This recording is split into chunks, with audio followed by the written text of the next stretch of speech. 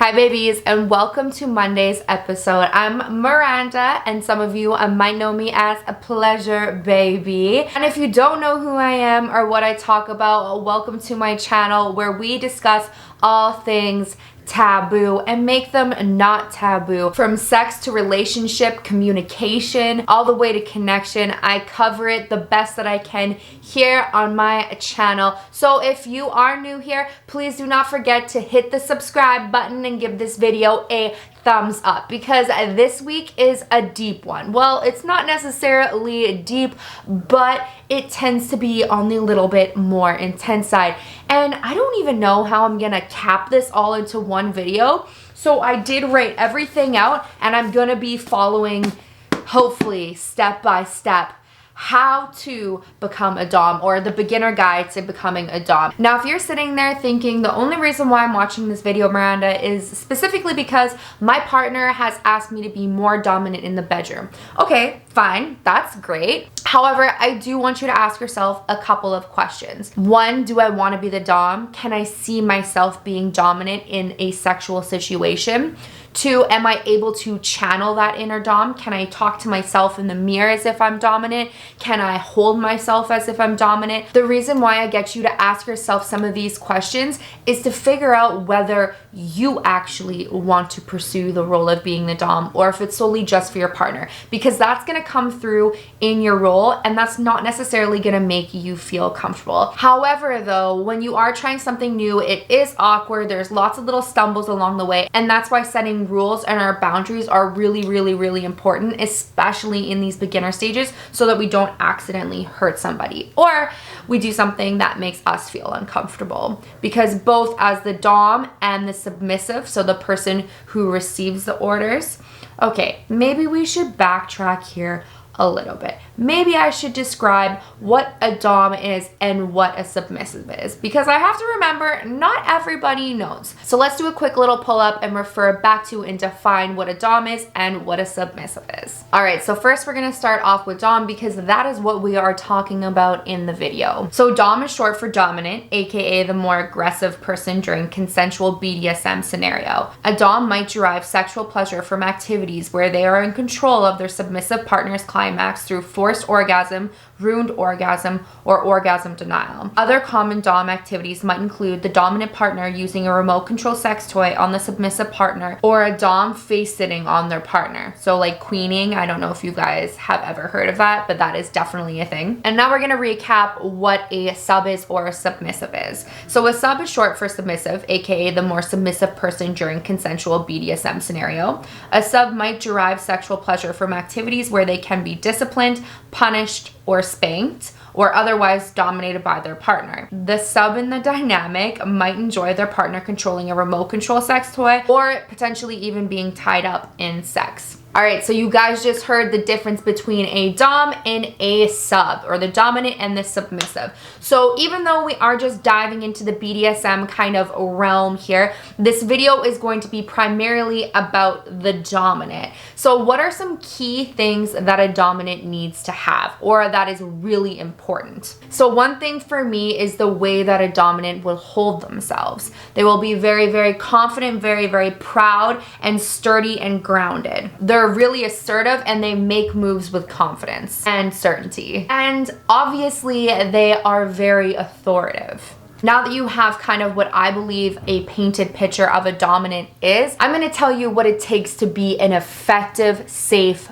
dom. This involves being able to read nonverbal communication, using your intuition, and heavily relying on empathy. Empathy in the sense that you are able to put yourself in the other person's shoes, and meaning you know what they are feeling. Don't get this confused with sympathy. Empathy and sympathy are very different. The reason why we as doms use empathy is because it makes that vulnerable person still feel safe. You really need to understand how the sub or the submissive might be feeling. Like anything else, everything you know, knowledge is power. It's essential to recognize the areas that you might not fully understand, and having an innate confidence that you actually don't know everything. And you definitely don't need to fake it until you make it.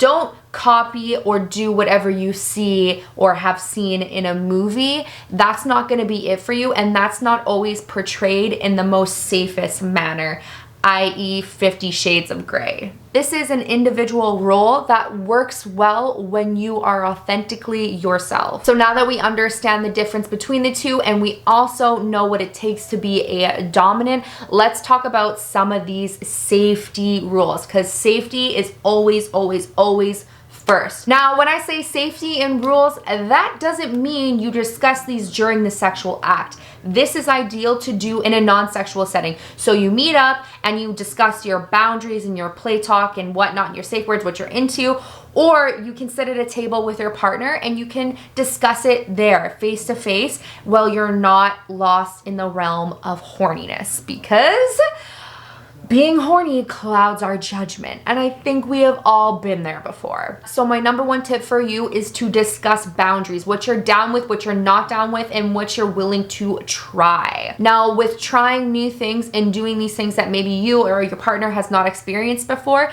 comes safe words. So you need to make sure you have a safe word that is verbal and a non-verbal. Now, an example of a non-verbal communication would be something like rapid eye blinking, squeezing somebody's hand a certain number of times, maybe 1 or 2, obviously not something as long as 10. Maybe it's raising your hand, snapping your fingers, raising a fist, something to signal stop, that's enough. Another good way of nonverbal communication is having something in your hand, whether it be keys, a stress ball, and when you have reached your limits, you let that drop and let it go. The only downfall of this though is when you are in your pleasure, sometimes it can be hard to hold on to something. But those are kind of just some examples of safe words, verbal and nonverbal. The next thing you should discuss is the level of BDSM you guys are going for.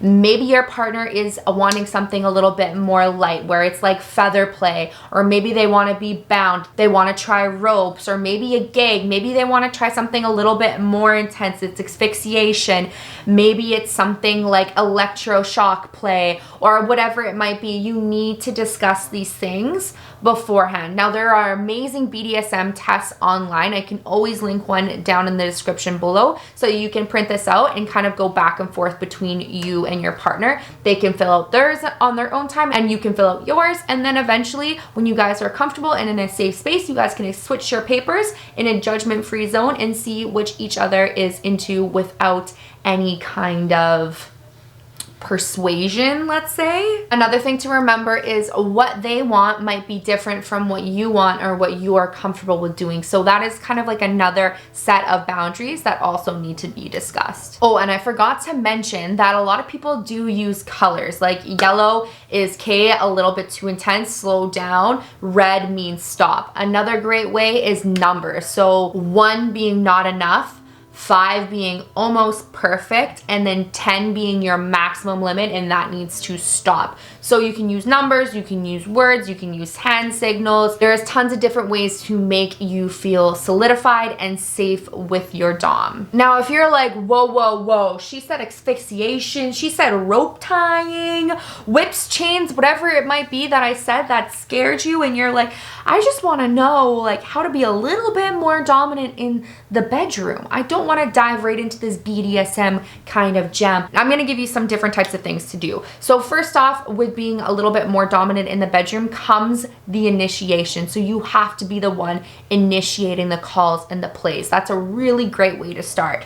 Also, dirty talk. Ooh, doms love dirty talk. Make your sub beg for it. Ask them questions. Maybe you can even go as far as doing commands like rub my feet, grab this, do this. Very, very direct and confident commands. Start with that, and then you can work your way up and see how you're feeling, especially if you are quite a shy person and this is not a normal role for you to kind of jump into. So since I said this was a beginner dom video, we are going to treat it like we are beginners and we are going to slowly dip our toes into the water. And what a better way to introduce this all like sensual domination. So what exactly does sensual mean? Sensual means sensation. So this variation of BDSM play is really good for people that are sexual assault survivors, or maybe they're a survivor of violence or physical abuse, or like we're doing here, an intro into the lifestyle. And even for the future, if you are really into BDSM and kink, this is a really great way to kind of break up the more intense, more serious kind of scenarios. So this is going to be more sensation and pleasure instead of reward over pain. And in some scenarios or some sessions, somebody might not want any pain at all. So I'm gonna give you an example of some sensations that you might do. For instance, you could have like a piece of fur or a fur flogger, and you could be dragging that up and down your partner's body, just giving them like body chills and body shivers all over them. You can even switch up the texture with maybe a silk or just like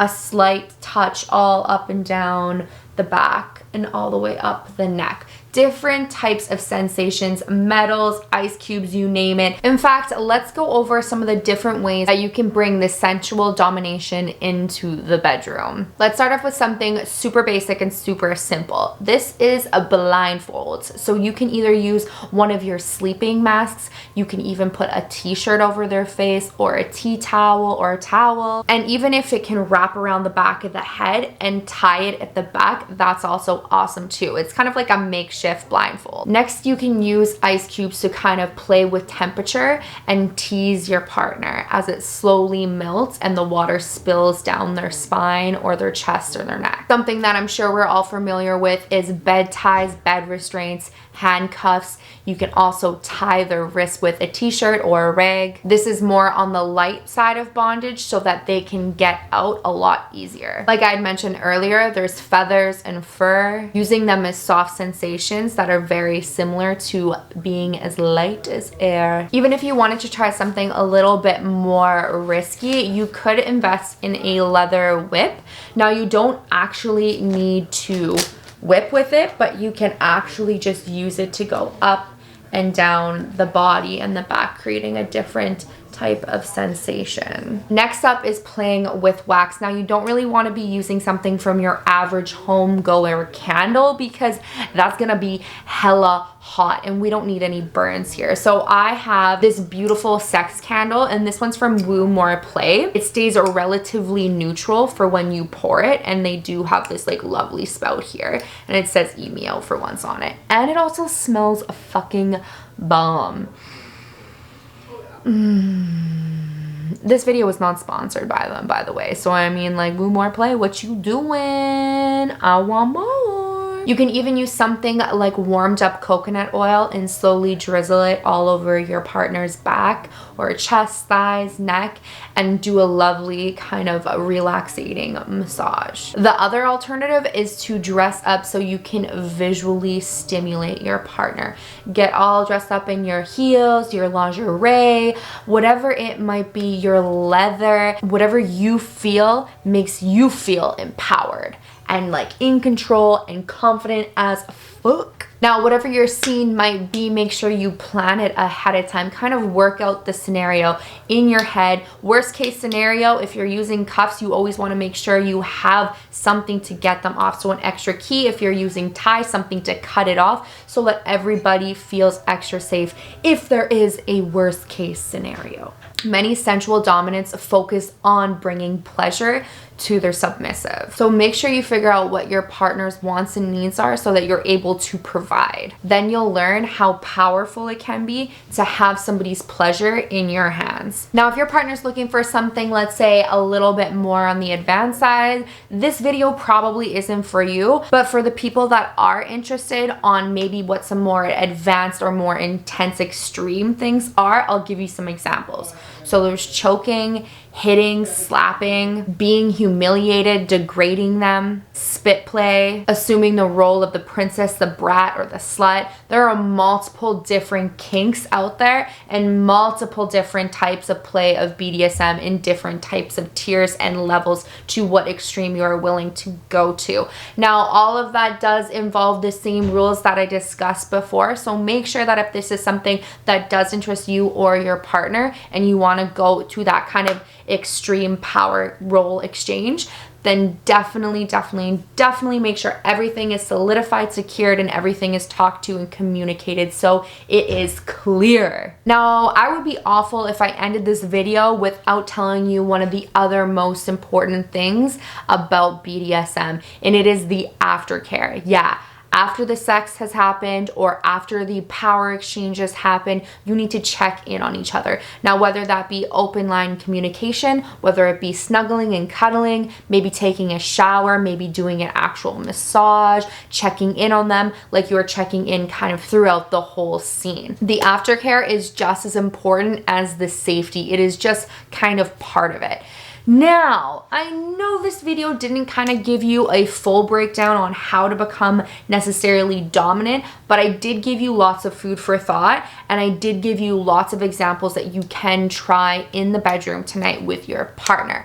Now, if you want me to dive kind of a little bit deeper into certain areas of the BDSM community, or just being a dom or a submissive a little bit more, please drop that in the comments down below. But for now, I want to thank you for supporting me. We are on the road to 50K. And yeah, I just wanted to say thank you. And please, if you are new here, subscribe to my channel, okay? Okay, give this video a thumbs up, and I will see you next Monday, you kinky babies.